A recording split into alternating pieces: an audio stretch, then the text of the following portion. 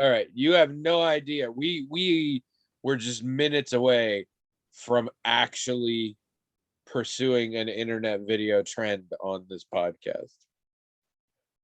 We almost obliquely participated in a particular branded food challenge. We did?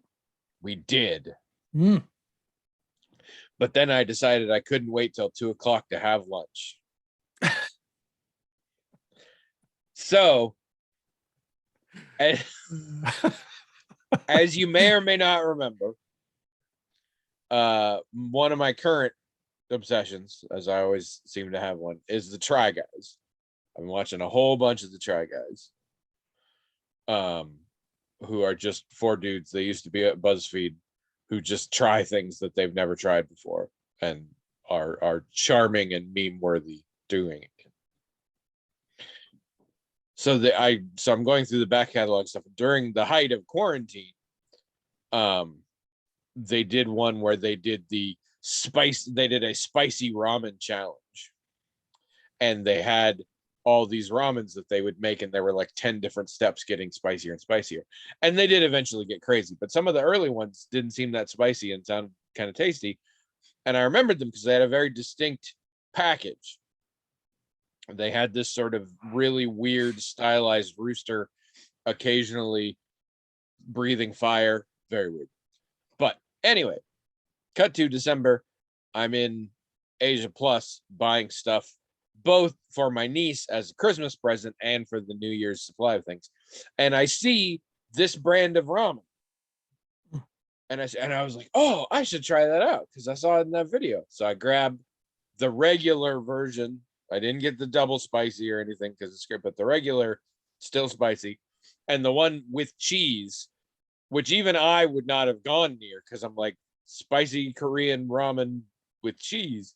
But in the video, they had it and they were like, it surprisingly is really good. So I got it. And as I'm checking out, the cashier is like, have you had these before? And I said, no, I saw an internet video where people ate them. And they looked really good, although I know they're spicy. She's like, okay, they're very spicy. So, okay. So I took them home. I have since found out the Try Guys were just doing whatever. Like, apparently this brand of ramen is, or most likely was, a thing on the internet for a while. And people would try it in videos and stuff like that. It's called, the brand is Buldak or something, Buldak. And like I said, it has a very distinctive mascot on it. And I have eaten a few now. I've tried both kinds or whatever, and I decided to have some today. It is very spicy. It is spicy enough that I generally have to stop eating for a while because my whole face hurts. And I need to have some yogurt or maybe some tortillas or something like that. But I always come back and I make it again because it is stupid spicy, but it's still really tasty. Like, I really like the flavor of it, even though I have to pause in the middle and be like, okay, now I'm in pain. I'm going to wait for a while for the pain to subside. And I can't figure out what to do. And the funny thing is they're the same thing. I tried the normal one, and you have the noodles and you have the sauce, and there's a very spicy sauce. And then you have flake, which I think just is some like sesame seeds and stuff like that on it. I thought there were chili peppers in the flake, but when I looked this time, there wasn't. The with cheese one is the exact same pasta with the exact same sauce, and then just powdered cheese instead of the flake stuff. So the spicy level is essentially the same. But yeah, this is the first time I've had a food where I'm like, I can't eat it in one go because it's too hot and it hurts me, but I still really like it. So we'll see how that continues. There's a lot of other flavors. I might have to check some out. Now, probably not going for the double spicy, but okay. It's pretty good. I love an Asian grocery store. Hello, everyone. Welcome to Magical Talking Hat Podcast, the only podcast in the world to actually do this thing with spicy ramen. Maybe you've heard of it. I don't know, but we're the only ones doing it. So enjoy that. I'm Tony. And I'm William, and this is episode 564. 564. And this is our first episode in our 12th calendar year, even though we are still technically in our 11th recording year. So it is a meaningless milestone, which I want to bring up because what else have we got going on? So, yeah. Your birthday's coming up, though. Your birthday is... My birthday is coming up. Isn't your birthday always exactly 4 weeks after Christmas? Is that how it works? Maybe 25 and 21. Right, but I mean, like, it's on the same weekday, like exactly 4 weeks, I think. No, that's what I'm saying. Based on those numbers, we should know for sure. We should be able to say exactly how many days that is. Yeah, so your birthday's 2 weeks from tomorrow. 1, 2, 3, 4. All right. Which Oh no, means it's Friday, not Saturday. Yeah, sorry. You're exactly 4 weeks from Christmas Eve every year. Exactly 4 weeks from Christmas Eve every year.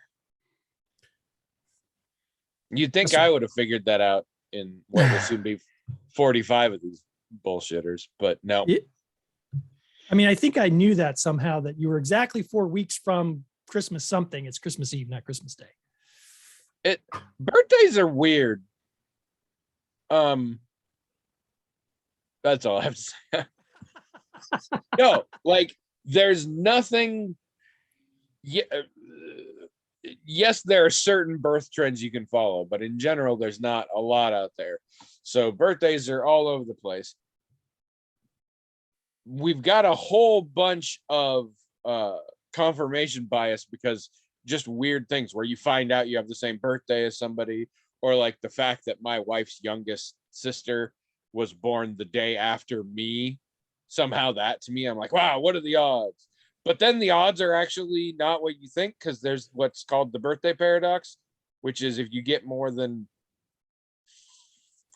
it's somewhere between 30 and 50 people in a room together, you're mathematically guaranteed 2 of them are going to have share a birthday, and I don't remember why. Well, it's a smaller number than you think it would be. Yes, the point. It's way less than 365. Yeah, way right. And I'm pretty sure it's under 100.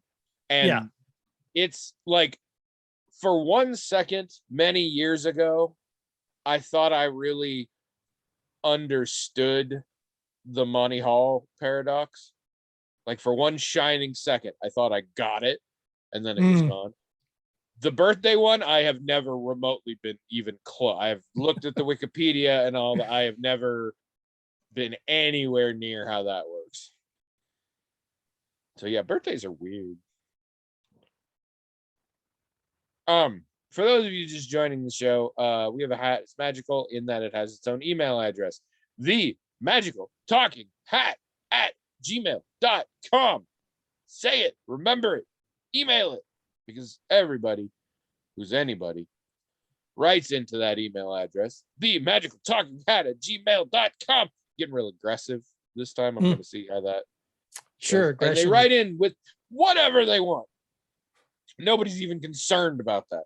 There are no standards and practices we're adhering to anywhere at all. Fuck your rules. We are punk. So you just email whatever. The hat, however, does a great deal of sorting and cutting and forwards us whatever it fucking feels like. And then we read it on the air, and except when we don't. That's how this is. And we haven't done this since 2021. So yeah, I can remember where all the pieces go. Clear last year. I don't fully understand why I don't get sick of that joke. But I never have in my entire life. I mean, maybe it's the only once a year thing. I think a big part of it is most everyone else seems to be sick of it. and that always revs it up for me. But like every year I do that joke constantly and everybody's rolling their eyes and I'm like, I'm never tired of that joke. I don't get it. It's one of those, it's not a good joke. I freely admit it's not a good joke. It's not a new joke. It's a dad joke. Yeah, it's one of the daddest, I would say. I would say so too. Like Yeah. the only reason it's not the top spot is I think the bylaws say it has to be a pun to take the top spot. Like it's an old way to keep the classes separate. The yeah, right. So it still technically says the top dad joke must always be a pun. I think you're right about that. Yeah. There's work to, amend it and all that, but they haven't gotten there yet. But it's number 2. It's solidly number 2. I love it. I don't every year. I love reintroducing people to it. Oh, sure. Because it's not as common anymore because everyone else has moved on. Who's alive today, even the little children. Yeah, at even age the little 4, they're like, yeah, I remember that when I was 3, it was good. What do you got now? So it's incredibly common that I am saying it to a person for the first time that year, and I love seeing the whole deal on their face. Yep. As they like remember it and like almost laugh, but it turns into a groan, but it's all inside because they're trying to be polite. And then that moment when a little bit of light is snuffed out as they realize they're going to hear this joke constantly this week or whenever it comes around. And that's when I just get the giggles. So how's your week been? There was some New Year's in it, other things probably.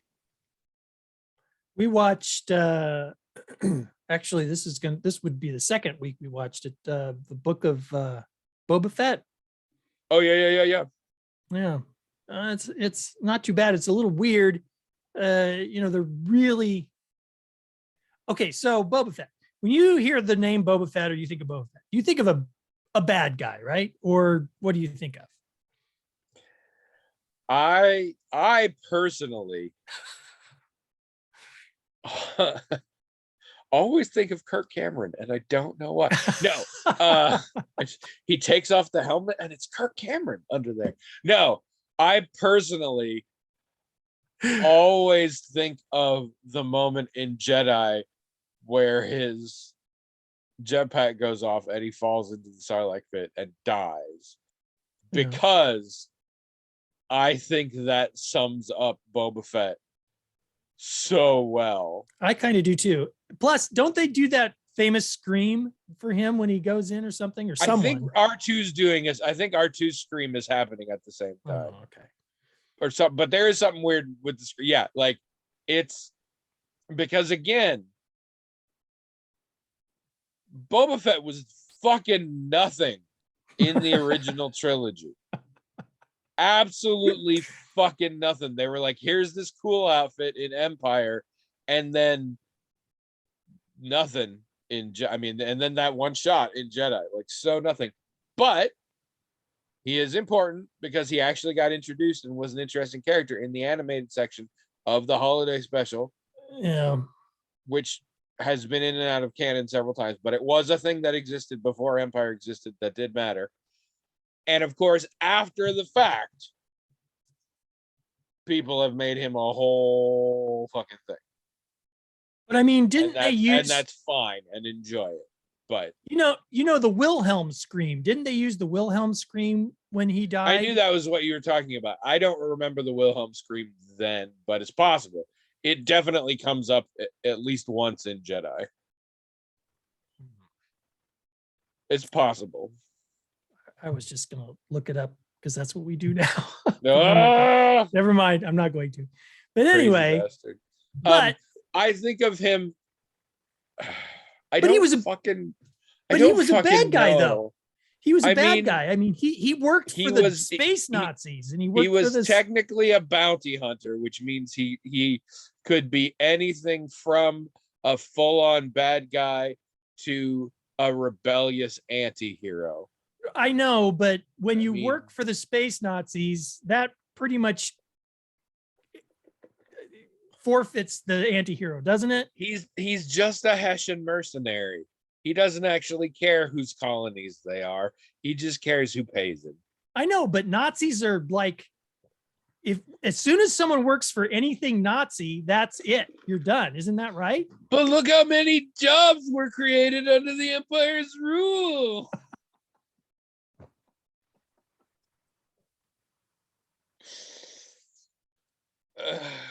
I'm just saying.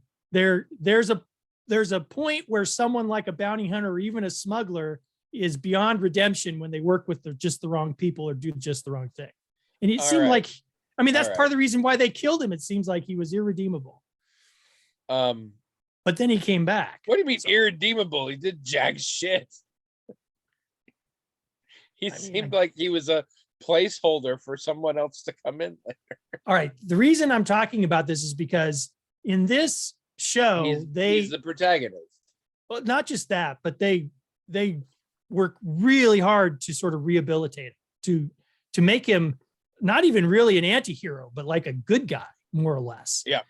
And it, and for me, again, to me, even though he was a bounty hunter, like you said, bounty hunters can be anti-heroes, because he worked with the Empire and because he worked for space mafia or whatever, he was unambiguously bad as far as I was concerned when I was watching the movies when I was younger. And then in the prequels, that didn't make him look better. Even though he was a kid in the prequels, but his dad didn't seem like, that wasn't really his dad. He treated him like a dad. Yes, technically he was a fucked up clone of that man. A twin brother, really. But anyhow, Django didn't seem like a good guy at all. And then because he watched Django be killed in a brutal way by the Jedi, it seemed like that was going to explain why Boba Fett was not a good guy. I mean, maybe you could feel a little more sorry for him because of that experience, but still a bad guy. I mean, nothing really indicated that this was someone who was going to be a character that you could admire or whatever. I mean, if you liked the character, that was fine, but it would be like liking Darth Vader. You don't like Darth Vader because he's an anti-hero. You acknowledge Darth Vader's bad, but you like him anyway. Same thing with Boba Fett, it would seem. But in this show, they're really trying to rehabilitate him. Like it almost is distracting to the story to see how hard they're working to do it. But the second episode was actually pretty good, so we'll probably keep watching it. I can't tell if this is the issue here is welcome to the Disneyfication of everything. They'll make whoever you like best. I guarantee you we're only a few years away from a more sympathetic portrayal of Darth Vader in something. I know the prequels were sort of supposed to be that, but let's be real. Yeah. Or if this is just welcome to old school Star Wars that ignores a lot of contextual morality at any given moment and can make people have change of hearts in either direction because your morality is based entirely on the very last thing you did. So honestly, I can't tell if this is, sorry, your Star Wars is dead, this is the modern version, or if it's like, yeah, sorry, you're interested in good cinema, this is how Star Wars does it and always has. So I don't know if this is too much change or too little change, but it's one of those things. Well, one of the things they're doing in the, I am unsurprised in either of it. No, right. Although it's you and I both are interested in ethics and morality and things, and because we're interested in these things, we like fairly sophisticated portrayals, and to us, what sophisticated means is not clear cut, right? It's like there are dilemmas, there are choices people make that don't fall neatly into one side or the other. And so when we see people trying to make things seem black and white, and not in a narrative way, like, well, this person's seeing it black and white, and it's not, it's more complex than that. But the producers and the storytellers are making it seem black and white.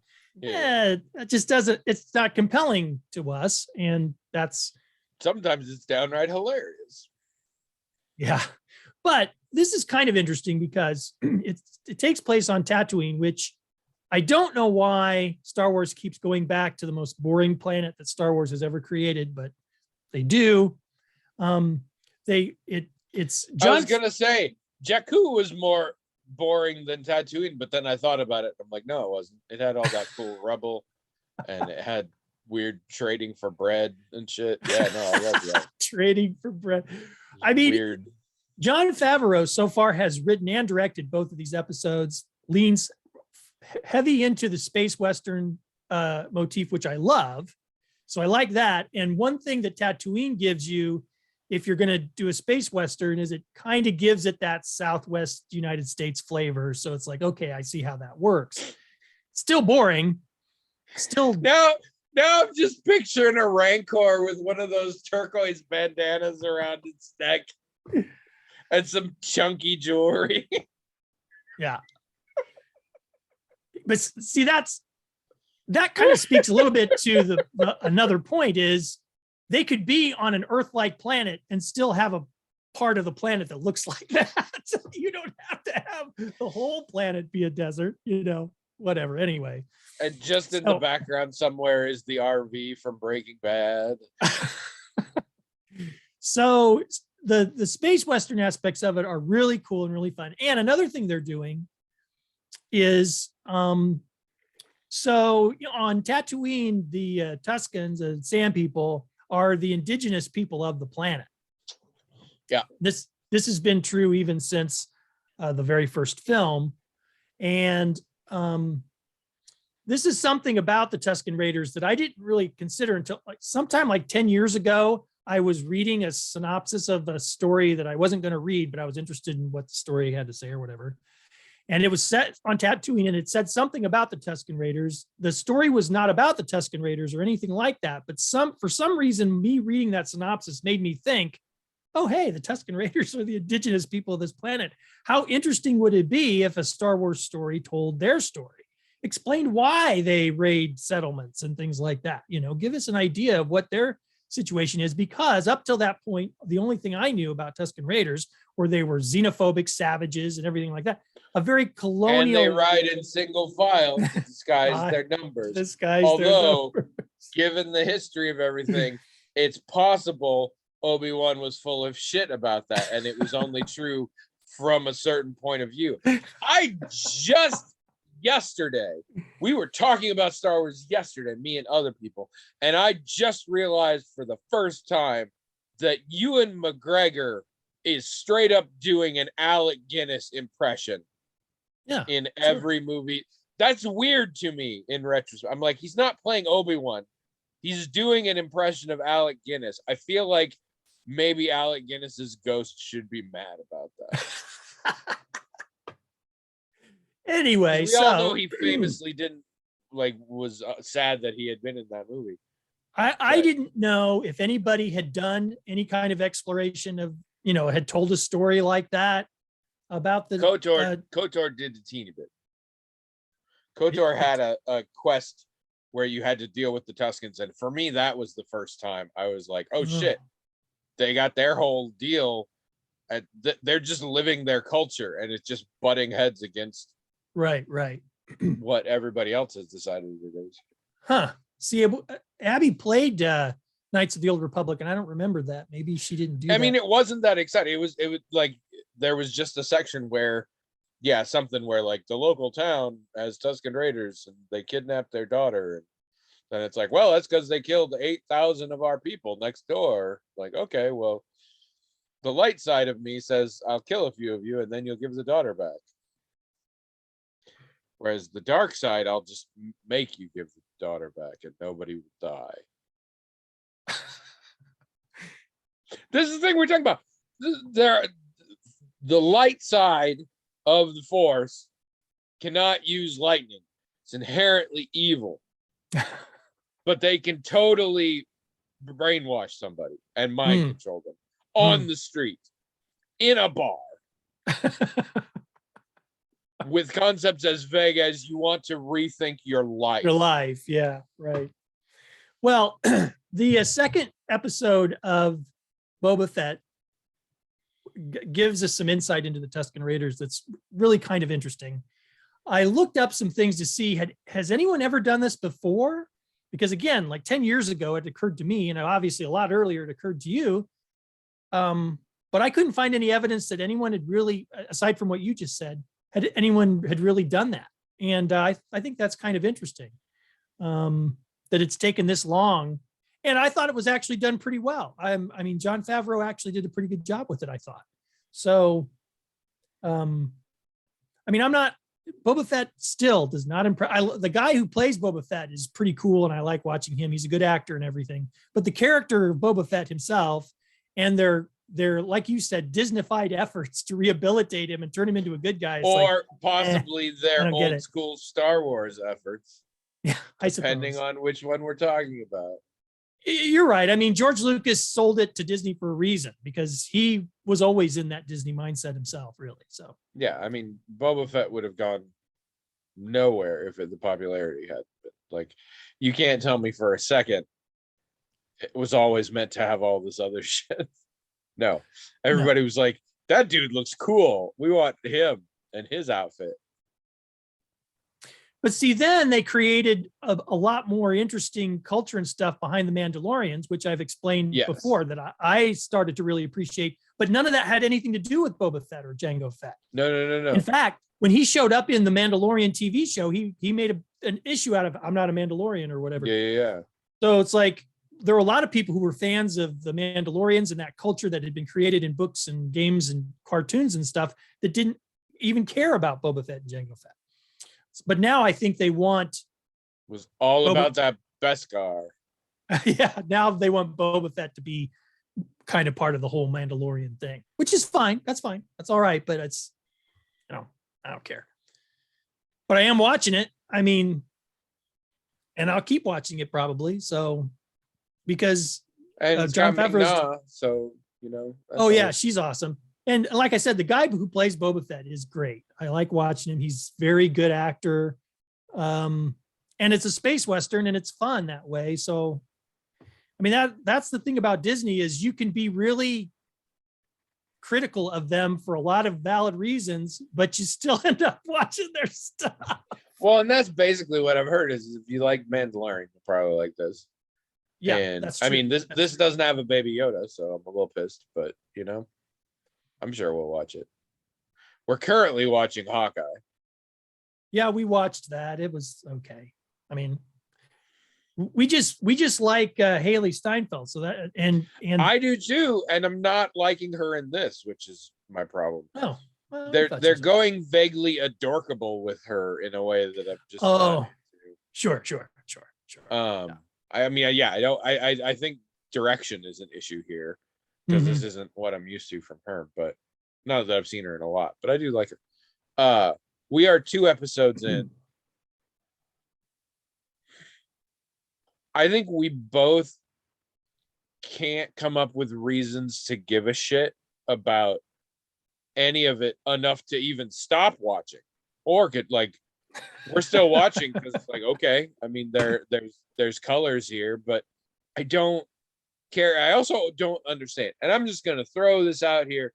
I mean, I guess it's technically a spoiler. It is not, because I'm gonna throw out an unanswerable question. Regardless of how it ends up in the story, we're only 2 episodes in. What am I supposed to do with the mom's boyfriend? I do not. Are we all in on the joke? Like, he's supposed to be comedically over the top, right? I think so, yeah. Or is, because I feel like when the story ends, the result will have been serious. But the whole time, I'm like, this is very, very close to just like wearing sandwich boards that tell your motivation and the secrets of your character. Because I'm like, this is like somebody saw season 2 of Stranger Things and saw Bob and was like, yeah, having a guy you're suspicious of for an entire season and then having the result be he was just a dude, like, seems fun. But what if we just dispense with any subtlety? And just every episode came out and was like, hey, this guy, huh? You don't know, but yeah. Like, I don't know if I'm supposed to be laughing or I'm supposed to be worried. I'm just bemused. I'm just incredibly bemused by the boyfriend. He looks like, in an earlier decade, I know he would have been the clown of the show. Hmm. In an earlier decade, the moment I saw him, I know he would have been like pranked and like buckets of things would have fallen on his head and shit like that. He's just such a weird caricature. I don't like it. Don't like him. I'm also not sure Haley Steinfeld and Jeremy Renner have much chemistry, at least Oh, they don't. so far. They don't. No. And It that's a doesn't get better. disappointment. That's a disappointment. I do happen to know at least one other interesting character will be coming in, and that will probably create a different dynamic, which will be fun. But yeah. We did start season 2 of Ted Lasso last night. Oh, how'd that? Weird. Well, so Trish is scared of season 2 of Ted Lasso because she knows what an impact it had on. And so I tell her, I'm like, don't worry, that sort of doesn't kick in for a while. It's pretty okay to begin with. 2 separate times I said this. And each time afterwards in my brain, I'm like, oh shit. That first episode kind of has a big deal in it. And it's not something I want to minimize. But it also isn't like a major plot point for the season. So I probably shouldn't have said everything's fine to begin with. But I also don't want to go back and be like, okay, something really fucked up will happen, but we won't spend a lot of time because like that'll just ruin the experience in a different way.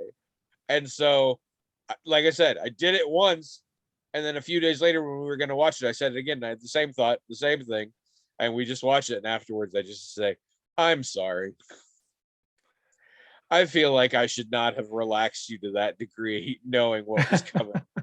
But in terms of the impact I've been talking about, this is unrelated, and it won't really be a thing again. So there's your spoiler-free explanation. But William knows what I'm talking about. I think I do, yeah. But it is fun knowing the arc of the season. It's that thing again of right from the beginning, I could see shit I couldn't see before. It's very interesting. Subtleties of character and stuff. So that's cool. But mostly I just like watching them all over again. And it gets bad now. We're in a scene and I had to stop myself from turning to Trish and be like, Roy's gonna say some stuff that you're gonna think is really cool in a minute. But like I knew that was happening because he had a real good little monologue. And Trish loves Roy like I love Roy. And I was like, immediately, but I was just like, no, you don't need to be the 10-year-old who hasn't learned the bit yet that you don't say what's about to happen right before it happens. And it did happen, and she really liked it. Yeah. So that's good. Playing a lot of Diablo 3, still don't know why. Is Trish playing with you or you're just playing? Nope, just me playing a necromancer through Act 3 already. It's weird. It's very, I'm very push the button, get a peanut thing. Like I think it's making me feel I've accomplished things. So that's weird. How was your New Year's? Did you do anything for New Year's? I mean, we didn't go anywhere or anything like that. We sometimes try to, like, I mentioned this before, we try to like watch a set of films that are either themed or go together. It's a either it's a trilogy in and of itself, like say the Nolan Batmans or something. I They're believe it's related by theme, pronounced Batman. or they're related by theme, right? Like they almost, or we watch Soylent Green, because Soylent Green's supposed to take place in 2022. Mm. I forgotten that in all year when I was, I would look at my calendar for things I was going to do in it on New Year's Eve. I don't know, I was back in August or something. I noticed on New Year's Eve calendar it said, "What is the secret of Soylent Green?" Because the You got trailers a for freaky Soylent calendar.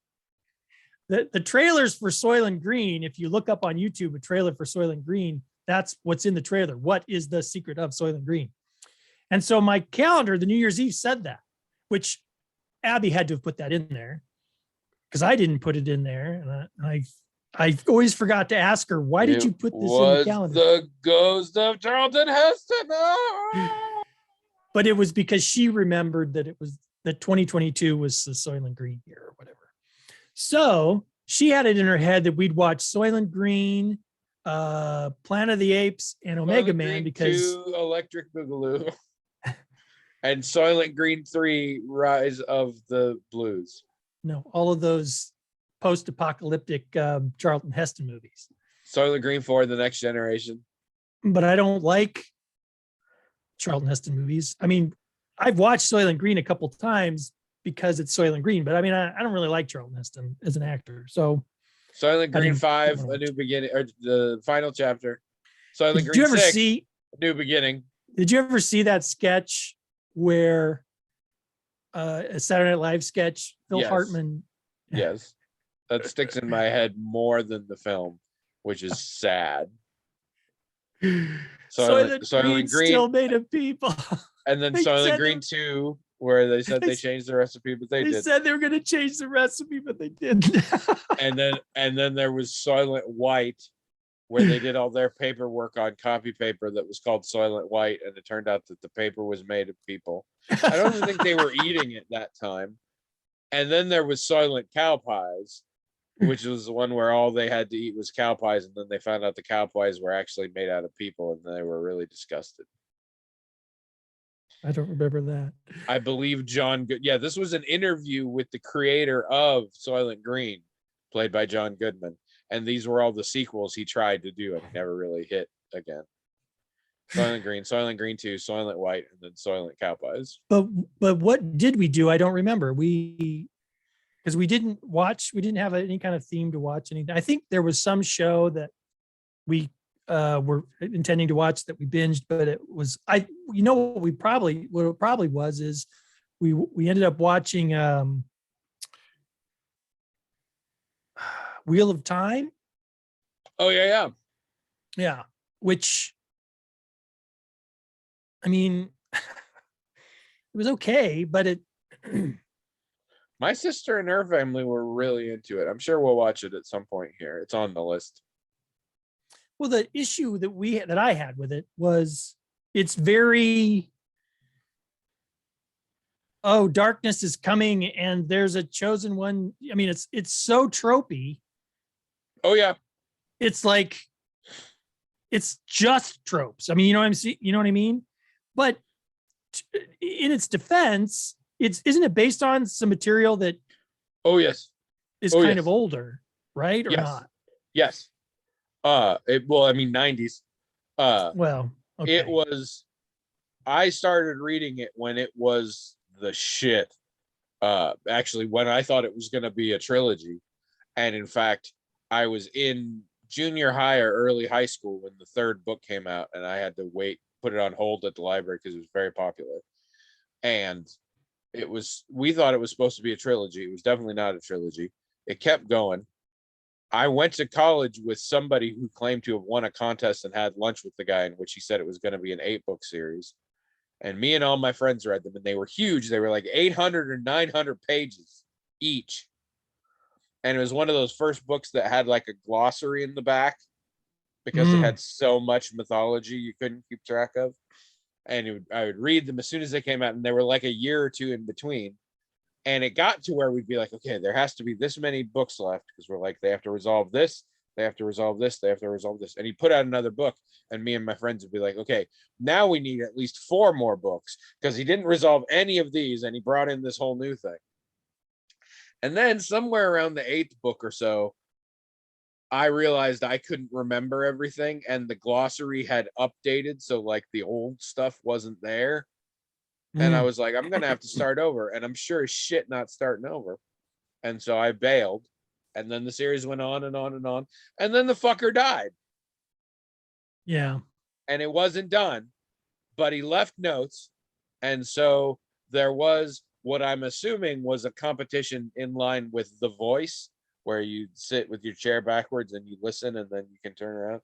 But in any event, there was some sort of elaborate, I'm sure, televised competition to determine what author would finish the series.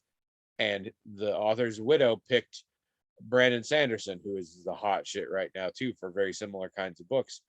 And after much discussion with the widow, they decided that this final book had too much in it and had to be its own trilogy. And it was, and then it was done.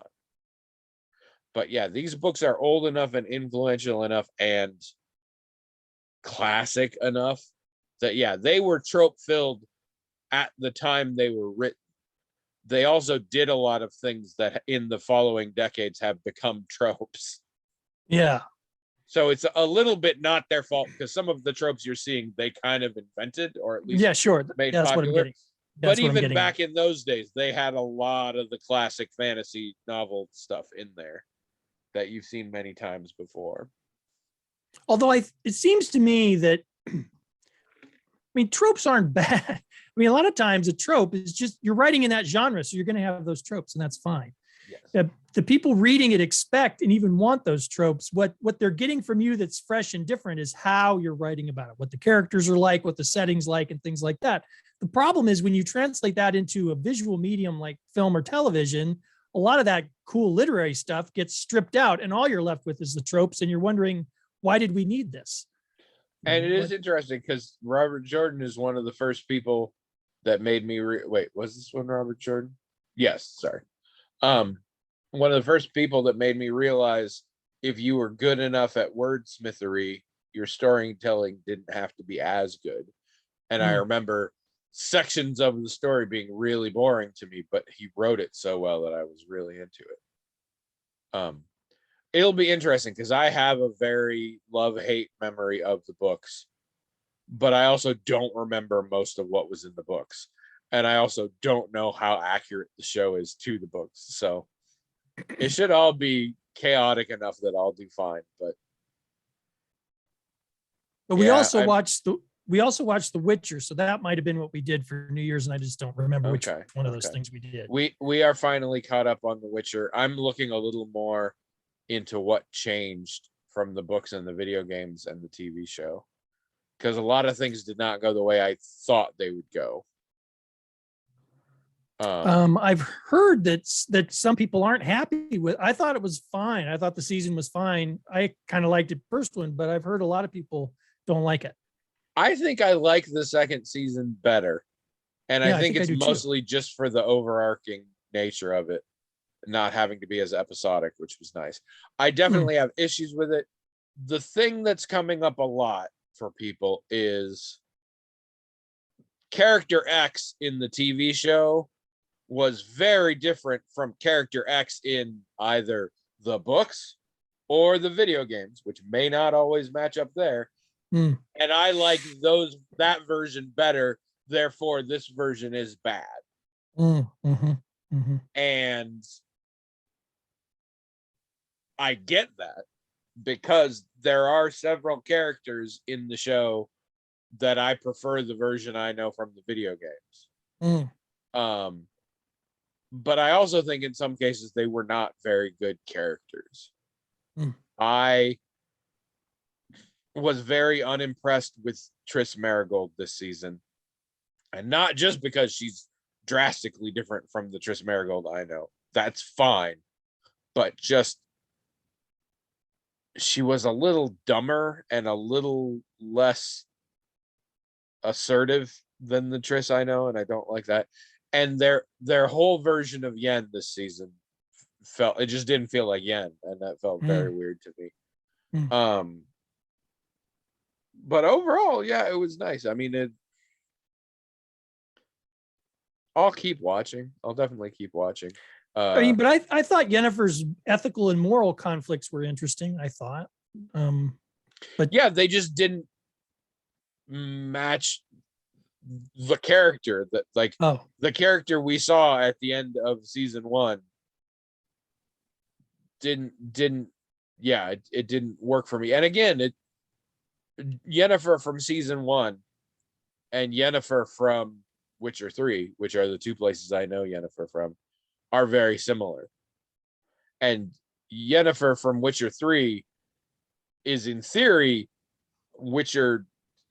Yennefer much older. Okay. Witcher 3 takes place after all of these books and series all grown up and shit like that. A lot of it is them talking about adventures they had in the past, which is funny to see them actually show up occasionally in this. And those Yennefers sort of agree with each other. So this was just a weird season where I'm like, I don't know who this person is.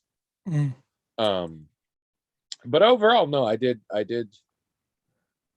enjoy it. I fucking hate the world of The Witcher. It's such a bogged down, medieval, tropey, misogynist patriarchy kind of place. And I fucking hate it. I would hate to live in that world. But they build it so well that it's really fascinating to me. And so I keep watching. But yeah, it also, and so like the more they get into geopolitics, the more I hate it, because it highlights how shitty everything is. And it always involves a lot of people being especially shitty while they're doing political machinations. Yeah, right. And so I'm like, but I did enjoy it. And yeah, now we're doing Hawkeye, and we're still doing Owl House. We do Owl House very slowly, and Ted Lasso. It seems like people really want that Game of Thrones formula. I mean, they really, and I don't blame them. I mean, Game of Thrones, when you look at its ratings just kept going up and up and up not just every season, but every show. It was it was weird how that worked out. And people just think, yeah, we need a show like that. We need a show that is going to give us those kind of returns. And so they're looking for the formula. And of course, the first thing they think is it's got to be medievally or magic-y. Or yes. You want fantastical stuff so you can have cool costumes and cool effects. You also want enough sensationalism so you can have a lot of boobs and a lot of blood. You will cut that down each season as it goes on, but by then you have your listeners hooked. Or sorry, your viewers hooked. And then the third thing you need is something that convinces people they are being clever while watching your show. Right. Which usually involves some kind of political intrigue and stuff like that. If you go classic, involves a murder in a small town where only a local retiree can solve it. I'm saying this is not a new phenomenon. Yeah. This is just the newest version of it. And now they're like, oh, we can do it with politics. We just have to not get too involved. We have to make very clear who is on what side. Everybody has to be in bright colors so we know who the good guys are and the bad guys. And then we can have political discourse about it. I mean, it does sort of interest me one of the reasons I think Game of Thrones worked is because the author did borrow a lot from the War of the Roses and stuff like that. There was a depth and authenticity about it that came from the fact that he wasn't just pulling it completely out of the air. And so I think when writers do that, I was talking to Dave Avid about this recently because he was asking what I thought of the Foundation, a TV show, which we did watch. You mean he wasn't writing in the hat and asking the hat what you thought of the TV show Foundation? Well, he probably knew I wasn't. He probably knew I wasn't talking about it because I didn't want to give away spoilers on the podcast, which was just correct. But what I discussed with him was, Isaac Asimov wrote a history book this thick, a history of the world book. I mean, he was into history. And when the events in the Foundation and Empire books weren't just flights of fancy that he had, they were based on the things he knew about how empires rise and fall. I mean, he thought there was a pattern to how empires work, and he imagined that that pattern could be quantified, like literally quantified in the future when a mathematician has a large enough sample the size of a galaxy. But Isaac Asimov, didn't have a sample that big, so he could only do a qualitative analysis. He could only do a qualitative analysis, but it was a very clever analysis, and that's what was happening in the Empire and Foundation books, was his qualitative analysis of empires rising and falling. And it's very interesting. And, when people put that in a story, I think it does help even the casual viewer appreciate it more, because it seems authentic. They can sense that there's an authenticity and a depth to it that maybe they don't know about, because they're not students of history, but something about the presentation feels real. And I'm still on the fence about whether or not it has to be historical. I think if the author has enough of a living world in their head, it comes through. I think part of the appeal of the Lord of the Rings, and for the record, I'm not a big fan of Lord of the Rings, have technically never made it through Fellowship, and have listened only to the radio play and watched the various movies. So but I cannot deny its significance or its popularity. And I think the Lord of the Rings was in large part so popular because of everything from the Silmarillion, much of which had not been written down yet, that was in Tolkien's head. He had a breadth of crazy history and worldview such that you could just ask him something like, what would happen in this circumstance in your world? And he would know right away. And I think that's true of a lot of, I think that's what makes people love stuff like that. I think that's what makes people love Harry Potter, is there's just so much detail, that there's something going on in J.K. Rowling's head where that world really exists. And to a degree, I think that's a thing with Lucas, although sometimes I think Lucas maybe just made it look that way. But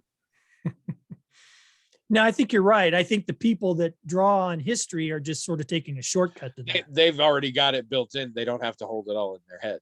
Right. Yeah, I think you're right about that. That's interesting. All right. You want to read a question? I'm sorry. Are you done talking about your week, or? Yeah, I don't got much going on.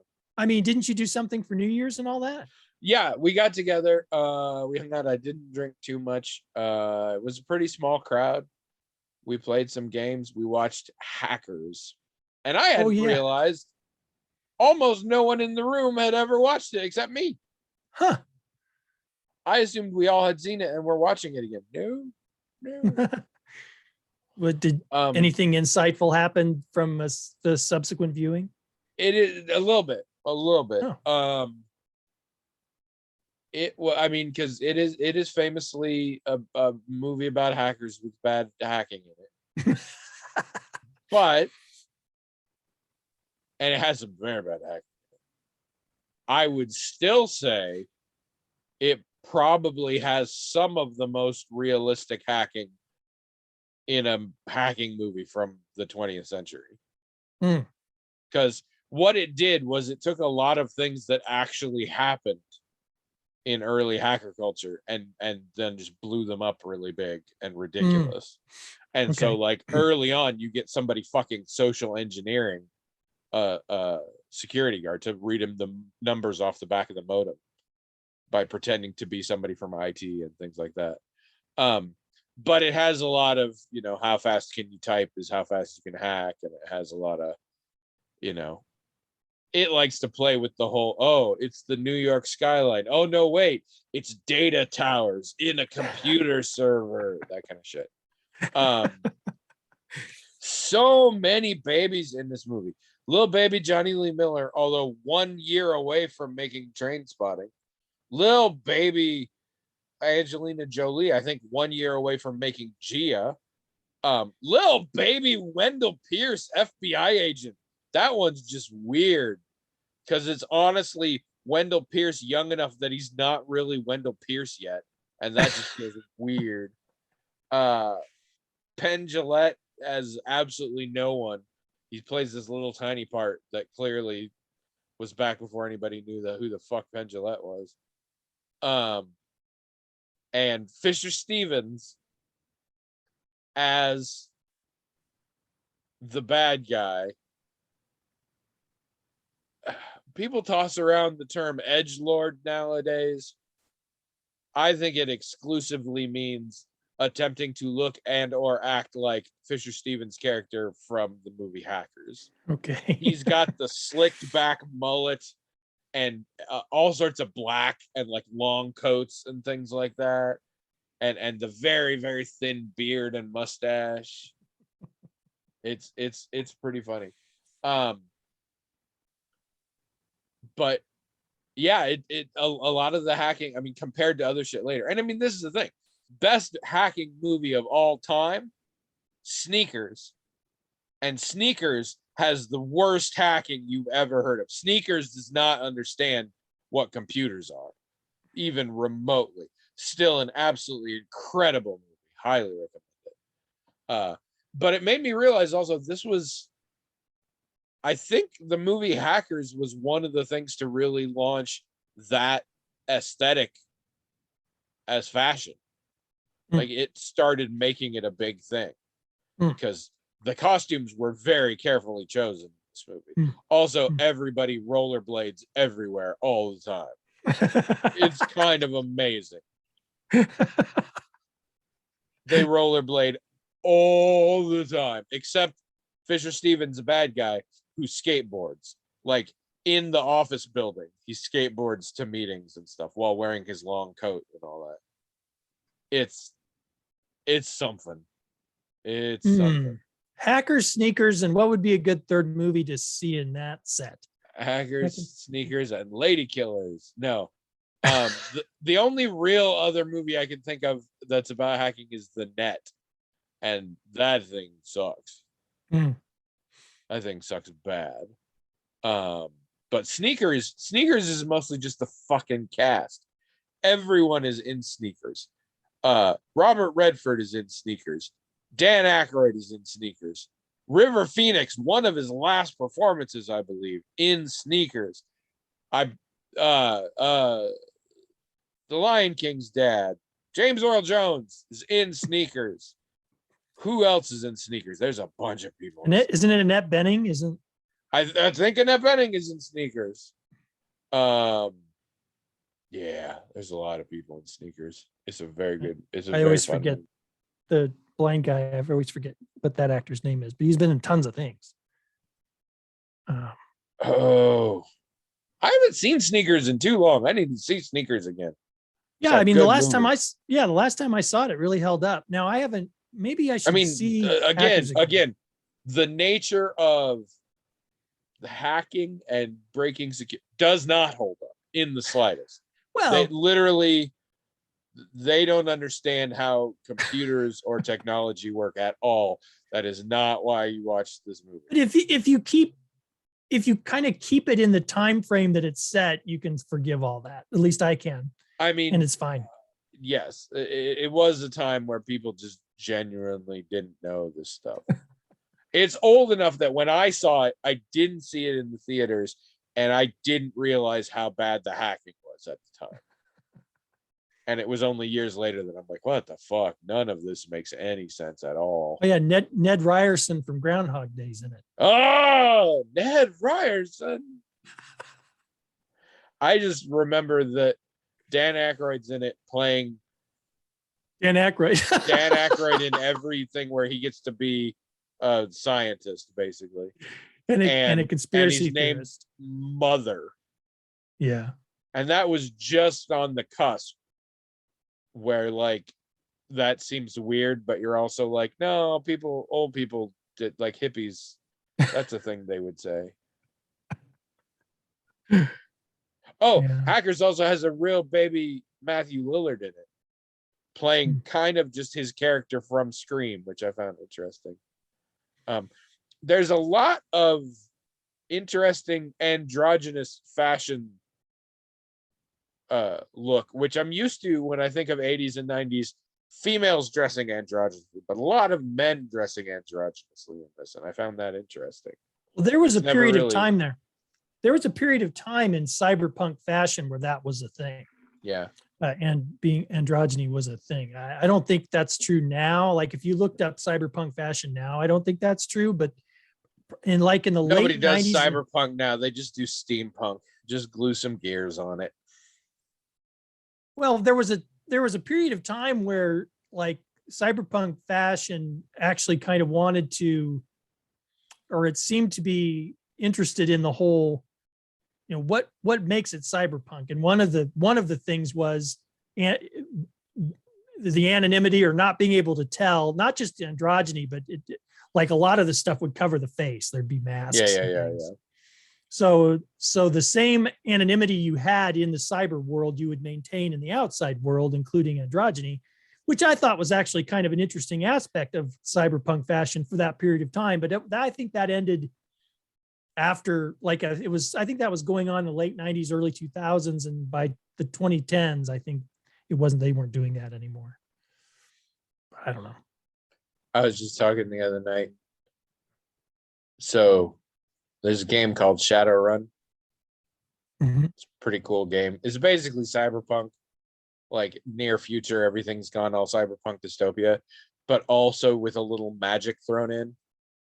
So like there was a little bit of a magical apocalypse that happened. And so now, in addition to all the cyberpunk shit, like you have people who can do magic and people who are mutated into looking like elves and dwarves and things like that.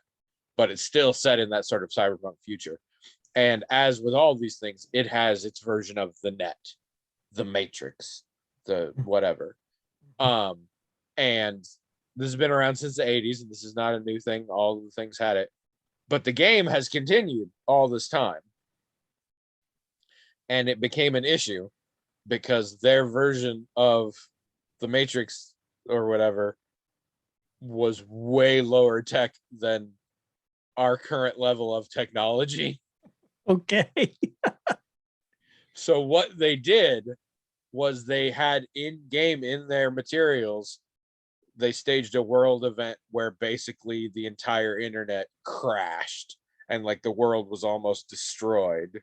And then they had to rebuild a new one, and the new one took advantage of things like wireless signals and Bluetooth and stuff like this. So they in the future they had to stage an apocalypse so they could rebuild to match the present in a further, and that was 4th edition. Suddenly we had this instead. Okay, that's interesting. That always cracked me up. Like, yeah, the future needs to catch up with the present, so we're gonna have this big leap here. The future needs to catch up with the present. You're not matching.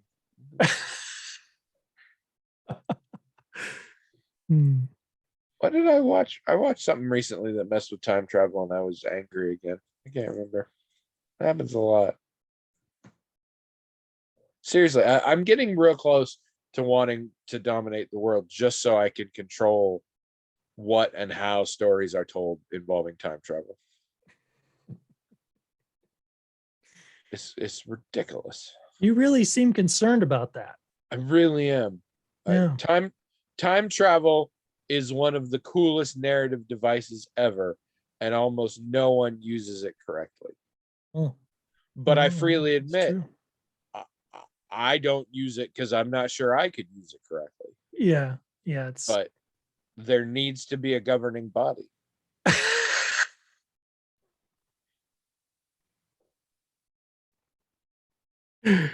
Also, the more I think on it, so I run everything. Like I have a totalitarian regime, and this is the only shit I care about.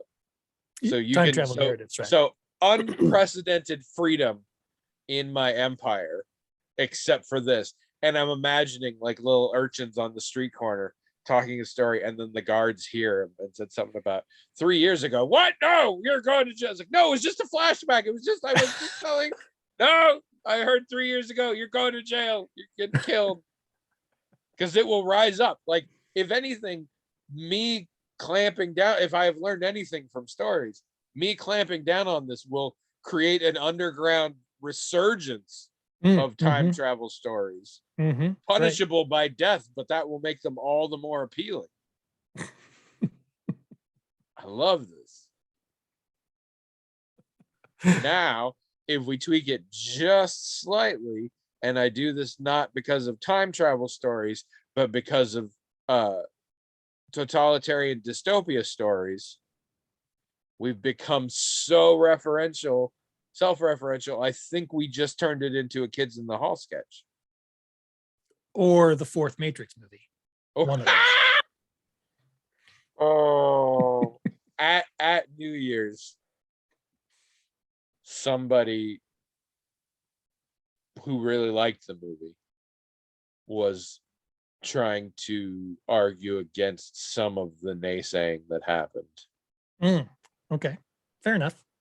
Yeah, the problem is this is a friend of mine who is not good at forming an argument, and I was very interested in this, so I kept asking more questions, and I think the whole thing just came off very frustrating and like I was like picking on them, but I was like, no, I want to know what this is.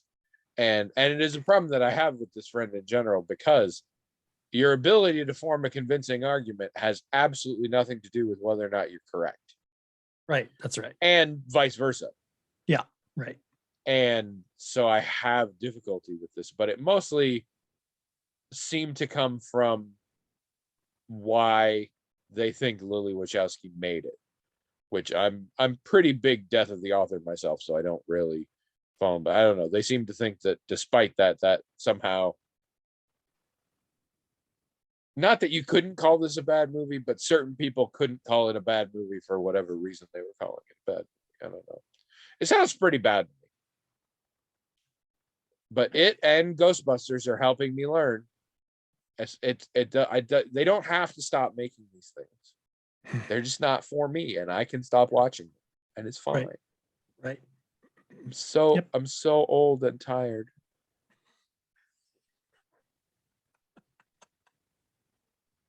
That's got to be real weird on people who just listen to the audio, because they just hear me say, I'm so old and tired, and then very slowly you having a laughing fit. Like they don't see me doing the little lip sticking out or anything. So you just come off like an asshole. Well, I'm pretty sure that's always been the case. Like, I mean, I'm just so old and tired. I was like, you're so old and tired. All right, everybody, we're not getting to some questions. Clearly, I'm 8 years older than you, so I mean, I'm entitled to laugh. 12 years older in our hearts. I don't know what that means. Here's what I want you to do, people. This is going to make your life a little bit better there. You're going to go to YouTube and you're going to type in Mr. Swallow. You can type it MR space Swallow, and you'll see Mr. Swallow. I promise you this is not a trick. I know that kind of name could come off as some sort of double entendre. I promise you this is not a thing. It is a funny thing to see involving Nick Mohammed, the actor who plays Nate in Ted Lasso. This is a bit he used to do, and sometimes I just watch them and it cracks me up. And you in particular, William, I think would enjoy them, because when I watch them, I remember moments when I have acted exactly like he is acting, and you are usually on the floor laughing. So I think Mr. Swallow might tap into something you find amusing in me, therefore. Okay. Although I might be giving myself way too much credit there, but you should check it out. So, all right, sure. The rest of you, I hope this year is going well for you. Maybe you're not as old and as tired as me. I'm sorry we didn't get in any questions. Some more of you have written in. I appreciate that. We always want more. We always need more, even though I know we get lazy like this, but sometimes you got to talk about Boba Fett. So, God, jeez. Give us a minute. Shut up. We're talking about Boba Fett. God. The Boba Fett minute. Well, get to your questions. First, we want to talk about Boba Fett. Get out of my room. We're trying to record a podcast. Shut up, Mom. Shut up. No, I don't need any more Diet Dr. Peppers. We're fine. Shut up. All right, this has gone off the rails. Where are the Cheetos? All right, listen again next week, people. I can't say it'll be better. Probably won't be worse. Probably.